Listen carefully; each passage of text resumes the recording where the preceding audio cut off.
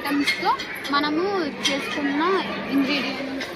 మన ప్రాంతాల్లో దొరికే పురుగులు, వీటి పేరు గొడెన్, వీటి పేరు మండ్రు, తెలుగులో పిట్టి, వీటి పేరు కుడుములు, ఒడియాలో మెచ్చ అంటాము, వీటి పేరు పిట్ట, తెలుగులో అట్టు అంటాము, సోలుపిండట్లు. ఇవి చెన, వీటిని వండ అంటాము, తెలుగులో తోప. ఇది అంబలి. సో ఇవన్నీ మన గిరిజన ప్రాంతాల్లో మేము తింటాము. అలాగే అటువైపు చూసుకున్నట్లయితే పప్పు దినుసులు, కందులు, ధాన్యం, ఎండు పసుపు, చింతపండు, ఇంకా మిరియాలు, జీడిపిక్కలు, ప్రాంతంలో దొరికే పప్పు దినుసులు. ఇవన్నీ మా ప్రాంతంలో ఉత్పత్తి అవుతాయి. అలాగే అక్కడ మనము అరకు సంతల్లో, మిగతా సంతల్లో వాటిని ఎక్కువగా చూడగలము. ఇవన్నీ మా ఆదివాసీ ప్రాంతాల్లో చూడగలరు. మా జాలర్లు మా గిరిజన ప్రాంతంలో చేపలు పట్టడం కూడా ఒక ప్రధాన వృత్తిగా ఉంటుంది. అలాగే ఈ వృత్తుల తర్వాత మేము జరుపుకునే పండుగలు, అందులో ఒకటే డొంగూరు మండ. ఈ పండగ మేము ఎందుకు చేస్తామంటే అడవులకు వెళ్ళిన వారికి ఏ ప్రమాదం జరగకుండా ఉండాలనే ఒక ఆలోచనతో ఈ పండగ చేస్తాము.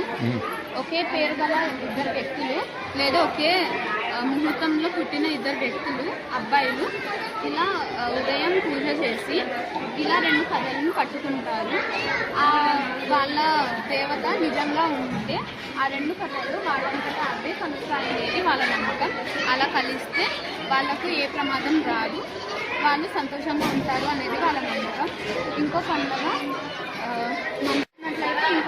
మండ్రుకియ. ఈ పండుగల్లో ఊర్లో ఉన్న ప్రజలు వాళ్ళు సోళ్ళు, రాగులు ఇలా అనేక పదార్థాలను సేకరించి వాటితో ఒక ఫుడ్ ఐటమ్ని తయారు చేస్తారు. దాని పేరు మండ్రు. దాన్ని వాళ్ళ దేవతకు సమర్పించి కోరికలు కోరుకుని మిగతా వాళ్ళతో కలిసి భోజనం చేస్తారు. అలాగే ఇంకొక పండుగ చూసినట్లయితే ఇక్కడ సోయిత్కొరో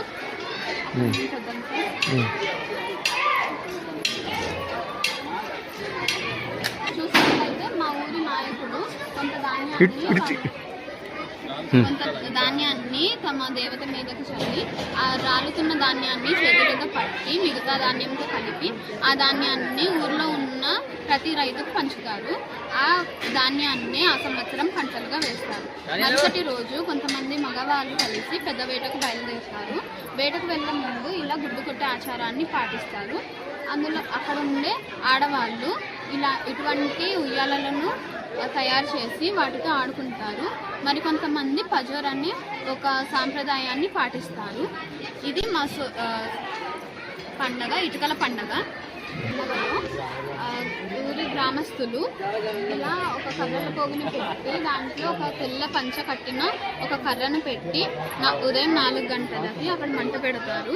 ఆ మంట వల్ల కర్రలన్నీ కాలిపోయి ఆ పంచ ఎటువైపు పడితే అటువైపు ఆ సంవత్సరం పంటలు బాగా పండుతాయనేది వాళ్ళ నమ్మకం.